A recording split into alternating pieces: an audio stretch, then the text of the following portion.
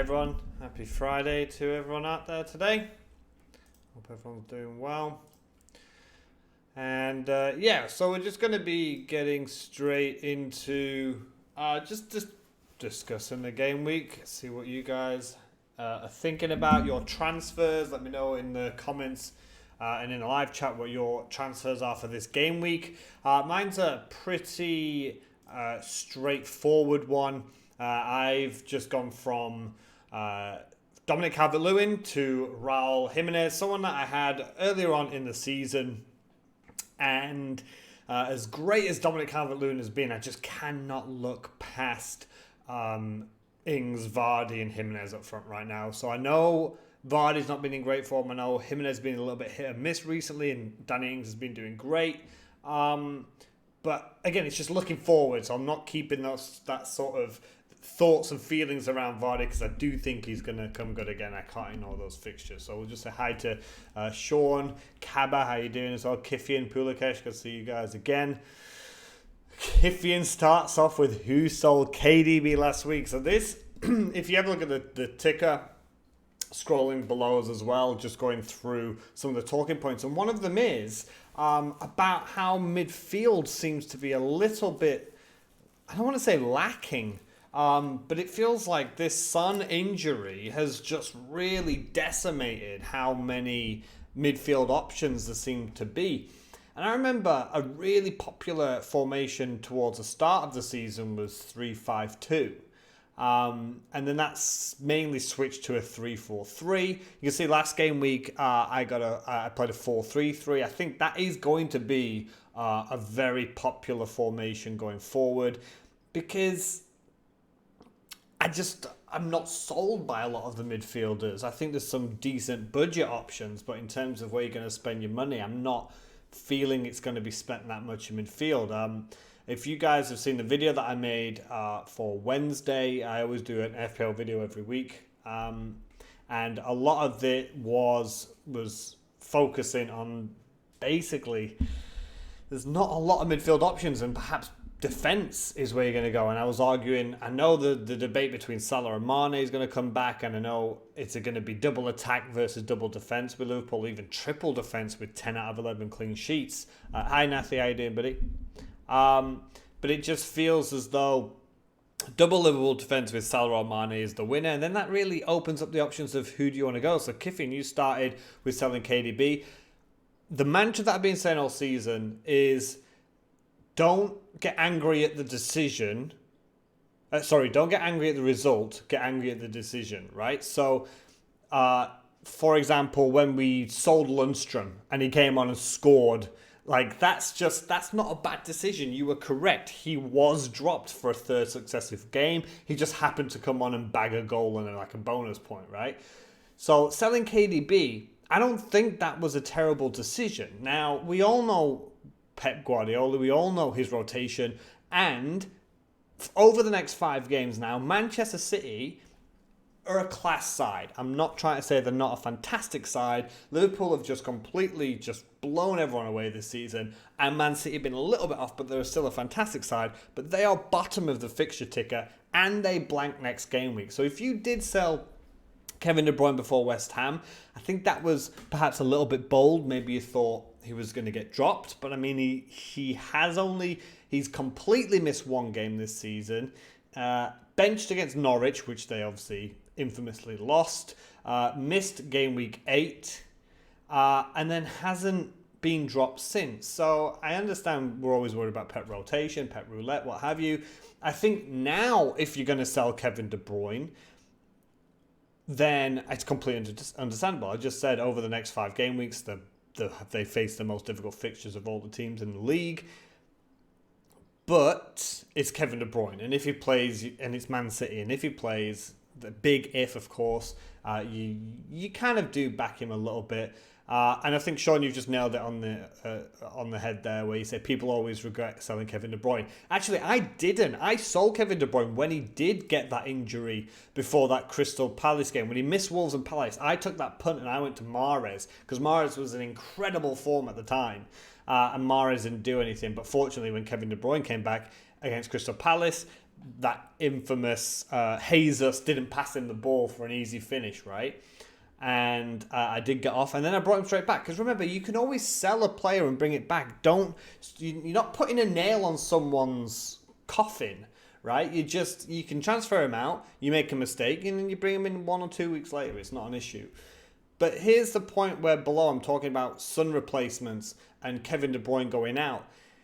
If Son was there and you were still feeling that's fine, but it feels just one player going out, one premium midfielder in Heung-min Son going out, has just seemingly decimated the midfield section. And I would be surprised if we don't see a lot of 4-3-3s going forward, or I wouldn't say 4-4-2. I would say sort of 4-3-3 formations going forward, because midfield, who are people going for? We'll come back to that in a minute. I just want to catch up with this. Just on the chat. Thoughts on the Celso Spurs? Okay, so Pulakesh, I'll put a pin in that. That's about some replacements, right? Yes, so selling him before West Ham is bold. I definitely wouldn't do it. But from this game week, it would not be crazy to sell him, especially if you want to double up on a Salah Mane midfield combo. So Dylan, best Son replacement. I'll come back into that in a second. I'm just going to read the rest of the chat. He finally sold off Vardy. Leicester not helping much. I understand that, Alistair, but the issue here, Jamie Vardy, I understand he's going to play Man City. Then he's got Norwich, bottom of the table. Villa concede the most amount of chances. For me, that's why it feels as though like if you've got Vardy, you just keep him now. And if you haven't, then probably bring him in from next game week. You did the same Mahrez move and got him back. And that's it, Sean, isn't it? You just bring him back. So, some replacements. So we'll bring up the list of midfielders and we'll go through it. So my midfield, you can see I've got Kevin De Bruyne. I've got Salah over Mane. I got rid of Mane when he got his injury. Snodgrass is basically a sub. Now, a lot of people are going to, I believe, go to Pepe. And I'm talking, I'm not being impolite when I say sort of like casual players, but I think, people who just sort of follow the trends and think, oh, Pepe, he's just scored 2 goals or a goal and 2 assists or whatever. So I think Pepe is going to be a popular option. I think Fernandez at Manchester United, who I have, is going to be a popular option. I think Richarlison is going to be a popular option. Grealish, Maddison, Mahrez, Martial. They're going to be the big ones, and they're the ones that have been performing this season. As much as I've said all season, I don't fear him. I feel as though Maddison is a decent way forward. So one, if you get rid of Son or even Kevin De Bruyne for Maddison, you're banking money. And that's where you can turn Jamie Vardy into Aubameyang or Aguero, if that's what you want to do. Or you can beef out the defence, because it feels as though we started the season, I started with 5 at the back. That was going to be my big plan. And then I folded to 4 at the back. But before the season started, we were all like, right, 5 at the back. We've got Robbo, we've got Trent, we've got Laporte.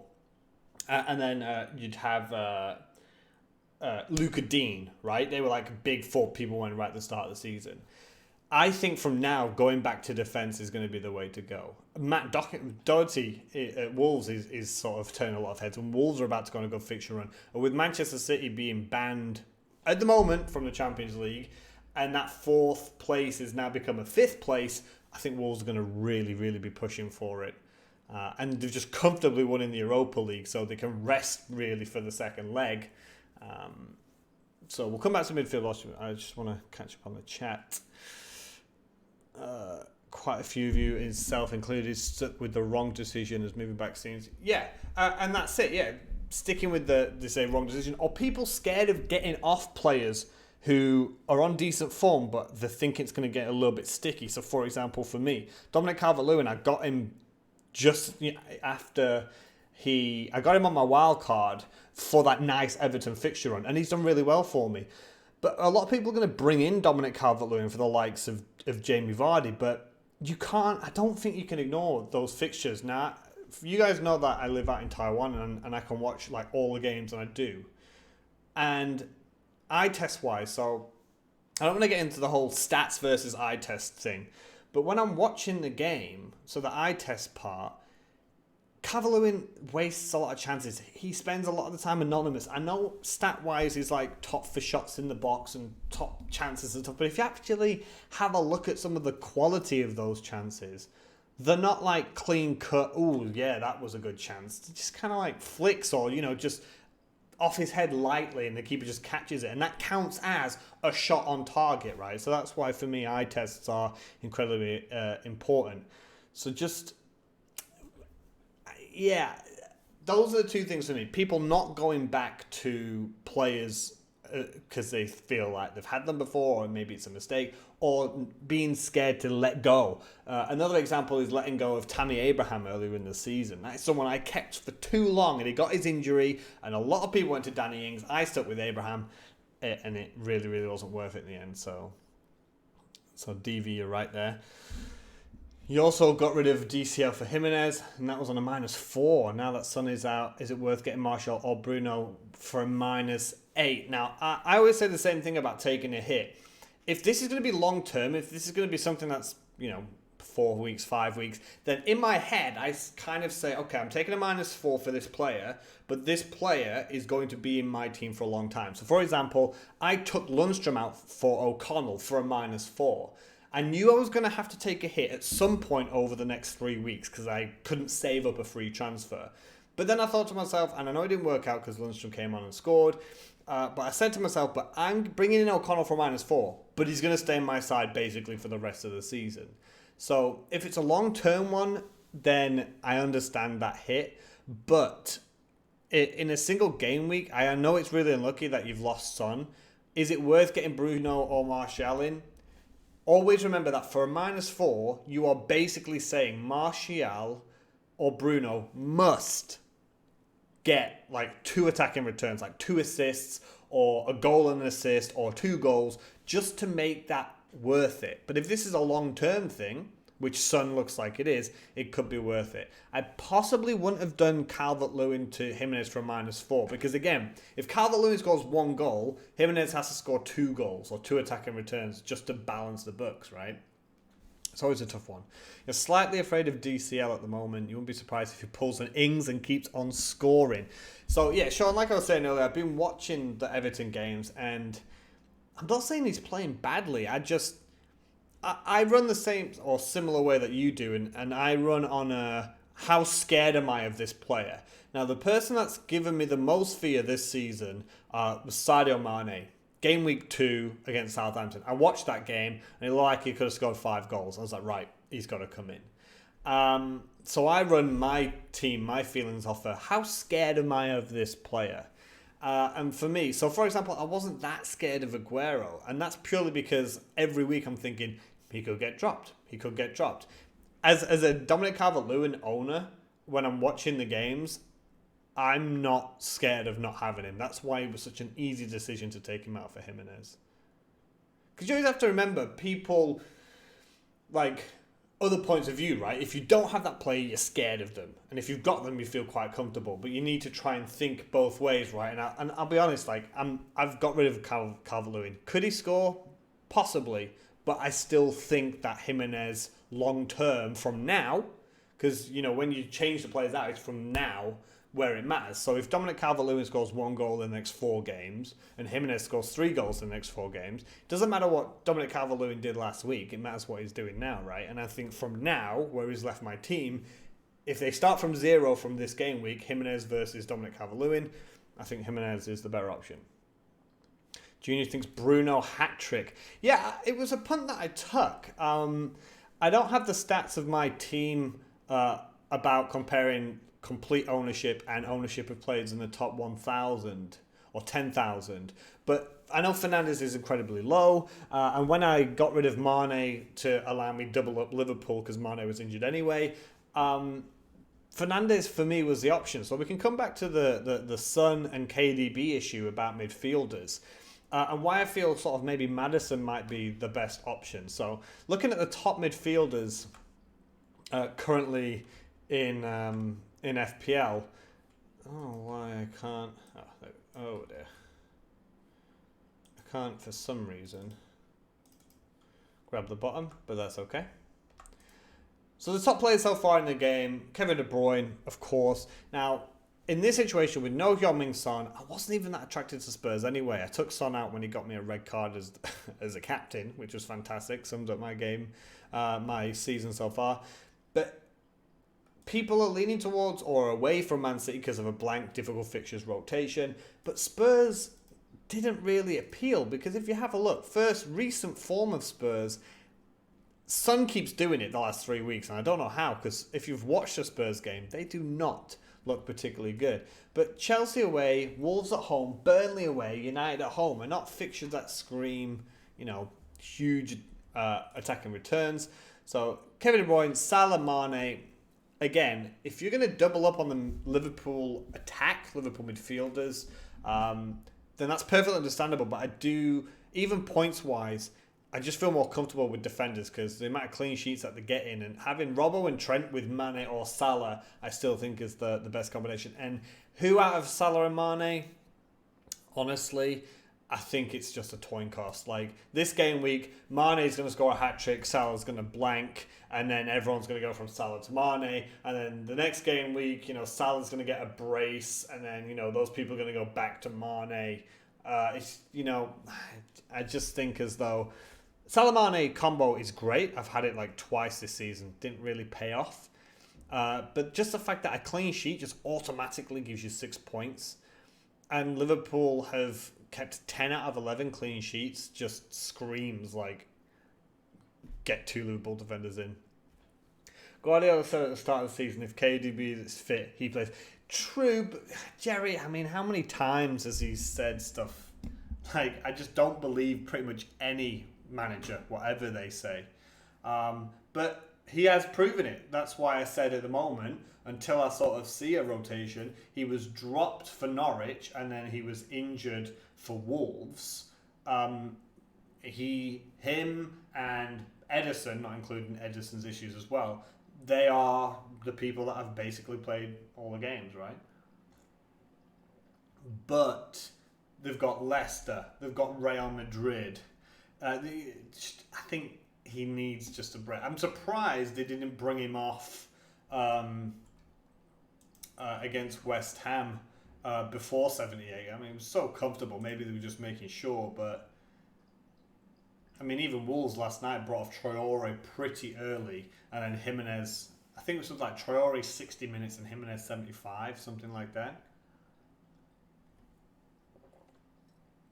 So Sean, there isn't great value midfielders at the moment. Even the likes of Pepe Bruno aren't really proven. That's exactly what I'm saying. And that's why I'm going through the list. And the thing is, because Heung-min Son is valued at 10 million, people think, oh, well, I don't want to go to Grealish because he's 6.7. And they're thinking in terms of money instead of actual how many points that they're getting this season.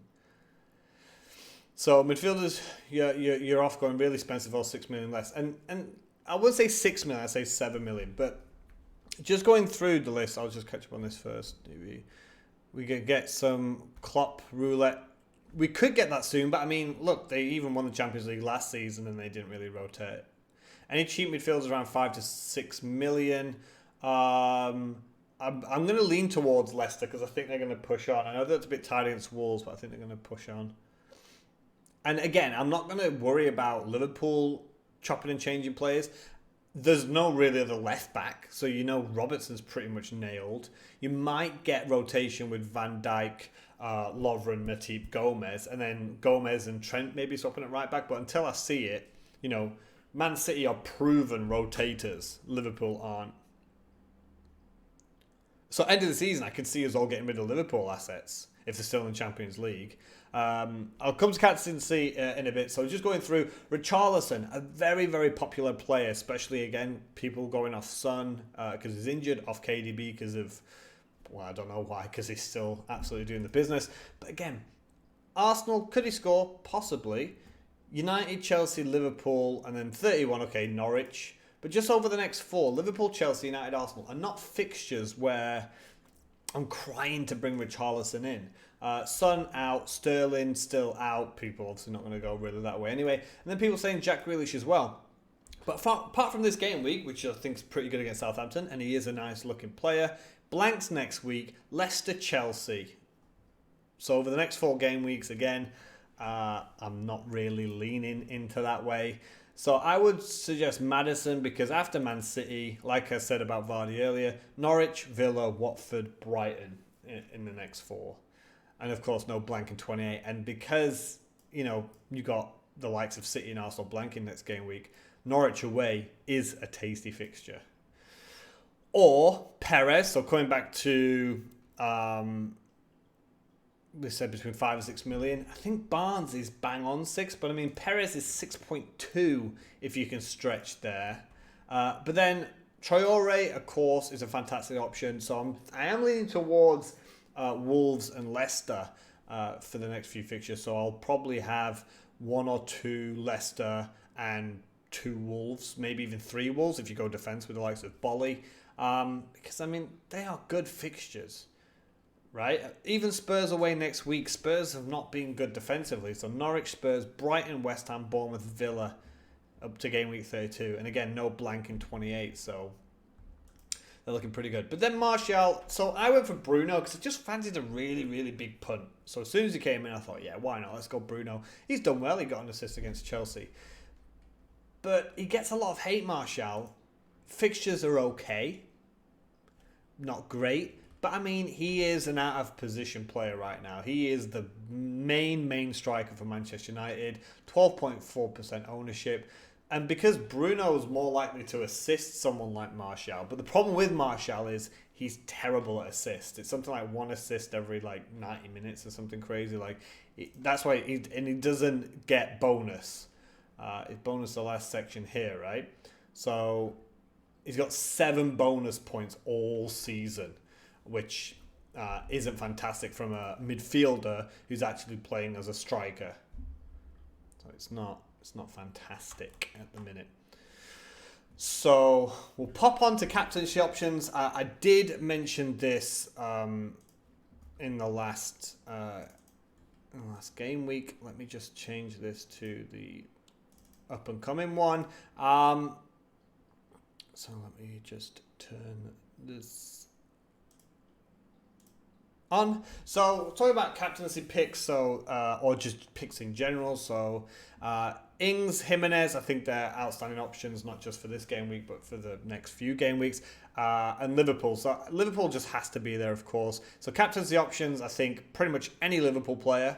And that does include the defenders who've got 10 out of 11 clean sheets. So they get another clean sheet. So Robbo got 9 points, right, in the last game.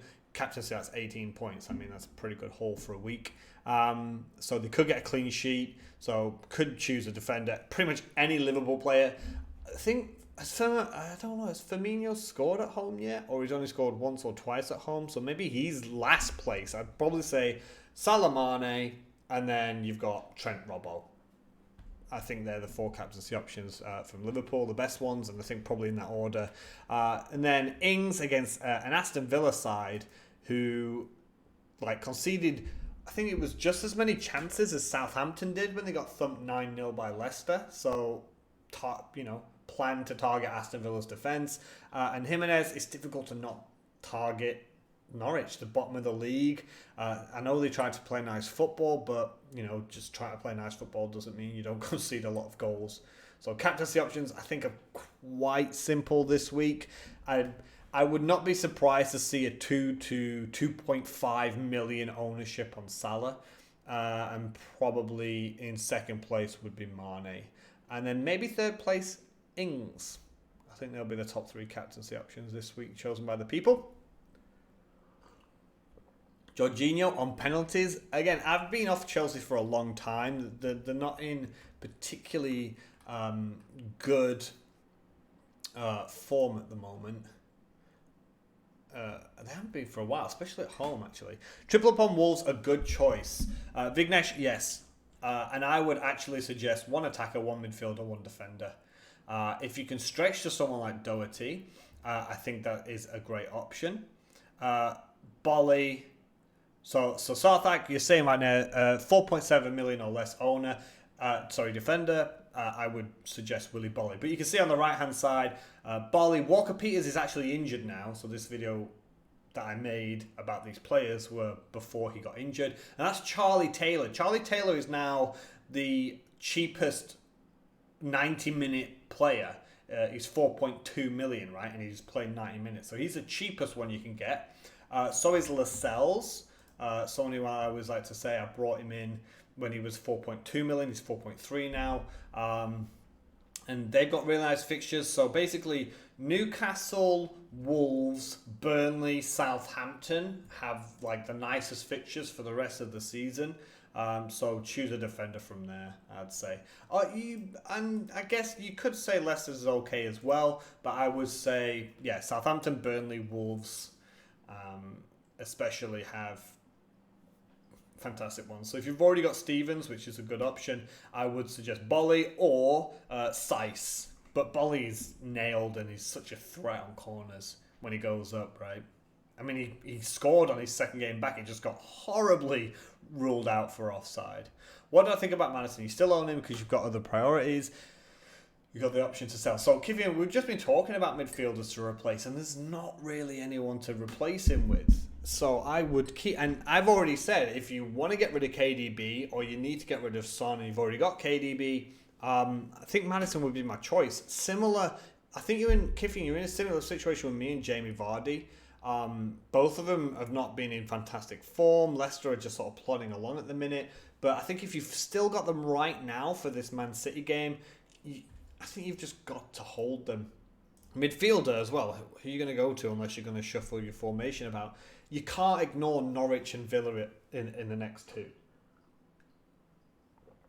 And again, Norwich might come out and beat them 5-0 in some weird game, just like when they beat Man City with like no defenders, right? And we thought City were going to win like 20-0.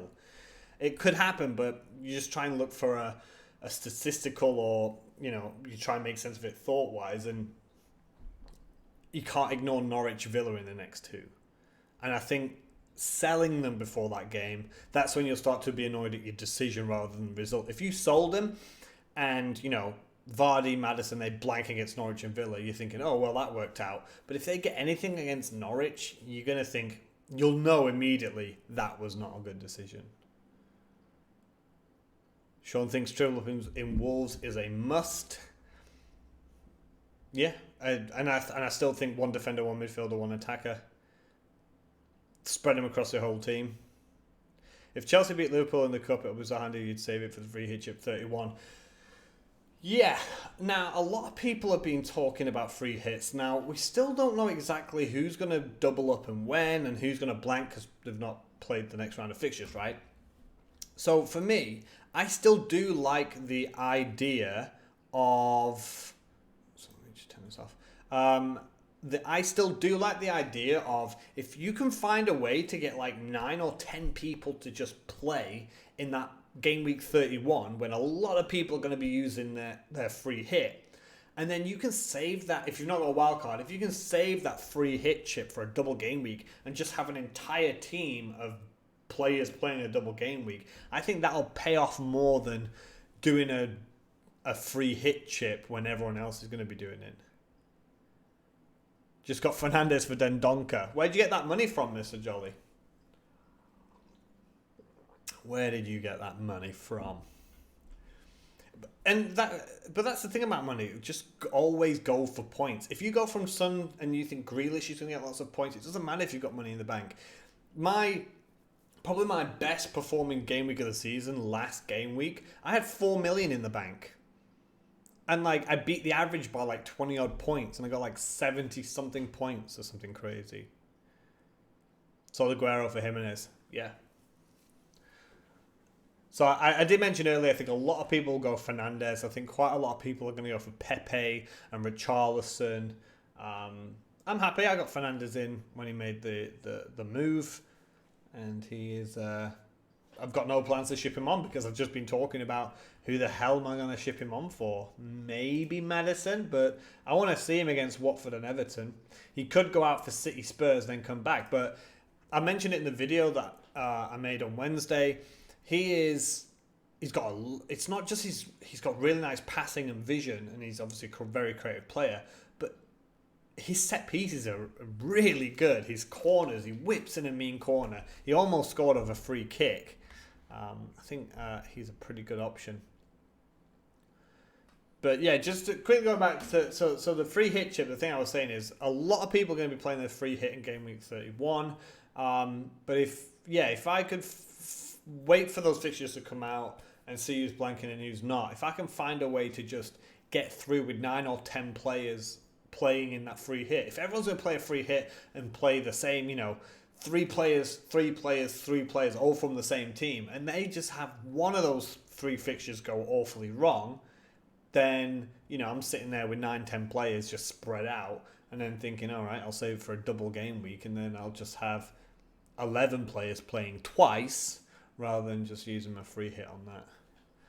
And I want to take these punts. I've gone from, 1.9 million and 1.2 million now. I think I'm just making ways to try and make gains. Maguire could be an option if Bruno keeps delivering class FPs. Yeah, Slabhead could deliver. And yeah, especially after that, I think it's after the Spurs game, did I say? Sheffield, Brighton, Bournemouth, Villa, Southampton, Palace, West Ham. And, United is just one of them teams, especially in the past. They're just one of those teams that could just sneak into 4th place. Right? Do you know what I mean? Like you just know that they'll go on that little run at the end of the season and then they'll get in on goal difference. It's going to go crazy. Is that the free hit chip, say for 37 or 34, 37? And a convention save the bench boost. Yeah, I always say play your chips whenever you feel. So I already played my wild card, and I'm happy I did. A lot of people will say, "Oh, play your wild card like game week 35 or game week 36." I think that's far too late. You're going to be holding on to a team and then play. I played my wild card, and I've had scores of 70 and 60 and 70. If I'd have waited all the way to game week 30, 35, I would have been just trotting along with 40 points every week. But bench boost, I will probably use that in a double game week, and I'll probably use my free hit in a double game week.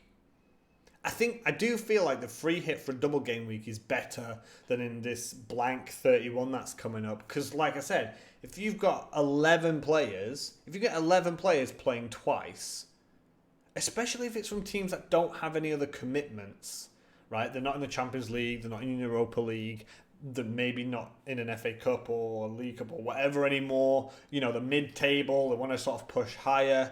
If you can get 11 players playing twice, that's basically 22 players in a single game week. That's better than just fielding 11 players instead of 9, right? That is simple math in my head that makes me think that. Thoughts on Arsenal attack? Not for me. I know that they've just had a blinding game against Newcastle at home, and I don't want to be mean against Newcastle, but it's Newcastle. It wasn't like they've just thumped City and they're not in a fantastic vein of form. I wouldn't be going near. So Aubameyang, I know he did really well. I know Pepe did really well. Lacazette came on, he did really well. It's Newcastle. Aubameyang plays left wing back and left wing at times, so I'm not keen on it. I'm definitely not keen on the defense.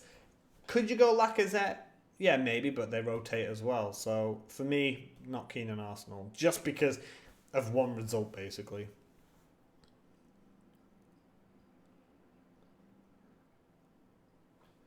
Hey, Johnny, sorry, I was just reading your comment. I'm not going to be around much longer. We're about 35 minutes in. Just because I've got stuff to do, unfortunately, today. And we'll just be talking about midfield replacements for the likes of Son and KDB, some bench boost / free hit ideas, just things like that. Which is the main double game week? I don't think we're 100% sure yet, Kifian. Brought in Pepe for Perez. See, now, if that's completely your idea, Junior, if you want to play it that way, I mean, Pepe had a great game. But like I'm saying, just look at those Leicester fixtures. Norwich, Villa in the next 2 at least. I just wouldn't have got out. I wouldn't have got rid of Perez anyway. Their defence has got a lot better. It couldn't have got much worse. Wasn't it in the first 10 game weeks they conceded the most amount of chances in European football in the top flights? I'm sure I saw a stat like that somewhere. And Oba has a goal a game when he plays on the wing. Well, he didn't last night in Europa League. Alright, so they didn't concede against Newcastle and Burnley. Fine. 2 against Chelsea, 1 against Sheffield, 1 against Palace. Didn't concede against United. Conceded 2 against Chelsea. I mean, it's not fantastic. So, well, clean sheets. They've not had a clean sheet. When was the last time they got a clean sheet? Well, Newcastle, Burnley, and then Gameweek 21, Gameweek 18. But I mean, defensively, we're not getting in, right? We're not getting in on Arsenal defensively. But I mean, at 10.8, I think he's still overpriced at the moment. Just not for me. 8 points. It wasn't even that good against Newcastle. 2, 4, 2, 9. He's not had a double-digit haul since game week 16. And he's only had 3 all season. For 10.8 million, that's like Sterling-esque right now, isn't it? And Lacazette just randomly gets dropped sometimes. What's that? Minutes played, 5. He came on for a goal and assist. That is mental. But you can't rely on a 9.3 million player to come on for 5 minutes and bag you two attacking returns. That is crazy. So going forward, I'm still going to stick with those teams. I think Leicester and Wolves are the 2 teams to go with, and Liverpool until they start rotating out. I think if you want to take a risk and go with that Manchester City, that's fine. I'm probably, now with Son out injured, I'm probably just going to keep hold of De Bruyne. I've got $1 million in the bank, and I'm looking at this team, and I'm very satisfied. I could improve Holgate. I'm probably going to swap out Holgate for Egan and have 2 Sheffield United defenders, and then I'm just going to have a headache every week. I mean, I'll have a headache pretty much every week of, do I go just 2 Sheffield United defenders, or I will likely turn Holgate into Bolly, which I mentioned earlier. And that still leaves me 0.7, and I could turn Snodgrass, or I'd just keep Holgate. And then I've got 6.2 million to play with, and I could bring in the likes of Perez, or I think Harvey Barnes is 6 million, isn't he? Yeah, Harvey Barnes is 6 million, because like I said, I just feel like Wolves is a way to go. But then if I change Snodgrass out, then I'm really stuck, because then it's going to be 3-4-3, and every week I'm going to be thinking Traore or Barnes, and I just don't want that headache, to be honest. You've got Oba and KDB. You want to move one out. Maybe biased, but Oba's fixture wrong. Oba, KDB blanking twice. Yeah, I think, and again, a lot of people won't get rid of Kevin De Bruyne because he's just scored 14 points, right? And they'll think, you're mad, you're crazy, you can't get rid of Kevin De Bruyne. But it's not a guarantee that for the remaining sort of 12 games he's going to return. So I think if you're going to get rid of Kevin De Bruyne, now's the time to do it. I wouldn't be doing it, after the next sort of 3 weeks. So tempted to jump off KDB and ride the double Salah Mane wave, especially if they've got West Ham at home.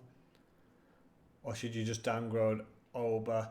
How far do you have to downgrade Aubameyang to do it? And you're looking at differentials, right? Is Kevin De Bruyne over 50%? 53.6% ownership for Kevin De Bruyne.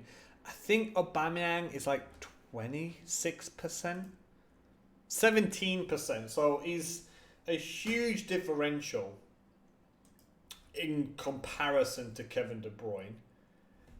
But I mean, if you're talking about going to like Ings or Jimenez, who have incredible fixtures as well, I'd probably keep Kevin De Bruyne over Aubameyang. But if you're really trying to race up the rankings and think Kevin De Bruyne is going to not play or he's going to blank or whatever, then that's fine. Yeah, and Sean, I think that's what I said earlier as well, right? The fact that I would never sell him before West Ham. Now is the time to sell Kevin De Bruyne if you're going to sell Kevin De Bruyne. The reason as well that I'm thinking that I might do it next game week when he blanks is people are going to have a 10.8 midfielder, 10.8 million midfielder on their bench, and they're going to have to play, a Snodgrass or something like that, right? If I take him out for 1 week, I only lose 0.2 million on him. So I'm happy to take him out for a week or two, And then gets to game week 29. Do I bring him back? No. He bangs Manchester United. I bring him back the week after, and I just miss that game week, and I just accept it, right? So the thing happened with Trent as well. I took Trent Alexander out, or I didn't play him before Leicester City. And that's just the way it is, and I brought him straight back because it's a mistake. So I will probably take Kevin De Bruyne out next game week, and then don't bring him back for United. If he gets dropped or he doesn't do it, then I'll probably bring him back in for Burnley. And then it's cost me 0.2 million, which I can afford. But then for 2 game weeks, I've had a 10 million-esque player come in and do the business for a couple of weeks before he goes out again. So I think that's what I'm going to be doing. It'd be Dominic Calvert-Lewin level. Okay, so yeah, that makes me sort of maybe lean towards take that punt on Kevin De Bruyne out, Mane in. And is that a straight transfer as well? So you don't have to do a forward out, midfielder in. Can you just wheel your midfielder about? You got 4.2 million in the bank. That's crazy. You'll have to play Hayden in game week 28. Yeah, but you've just told me you've got 4.2 million in the bank. Don't be so stingy with your money. Yeah, okay, and then Kevin, you're right, bring him in for game week 29 when they've got a double, which is exactly it. So people are too penny pinching now. It's getting to the late part of the season. You know, you want points, not money, and I'm happy to take him out for 2 or 3 weeks. That enables me to have, you know, to bring any other midfielder in except Mane, rather than just have him sat on my bench because I don't want to lose 0.1 or 0.2 million. You'll captain Fernandes for game week 27. Ooh, that is spicy. I'm 1.2 million in the world right now, it says there. I think actually I have gone up to I'm 1.2 million. I got 67 last game week. Actually, I've had a pretty decent last 3 game weeks. So 67, 75 when a lot of people weren't doing fantastic. 66. I've had a decent few game weeks since my wild card, funnily enough. Well, that's what I'm doing. He looked so good when he came in Europa League. That's not a bad shout. Who you talking about? Are you talking about Fernandes?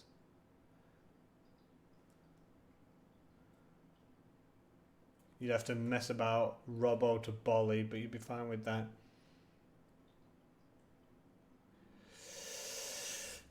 But again, Bolly's a good shout. At home to Norwich is clean sheet material. And a good chance of a clean sheet.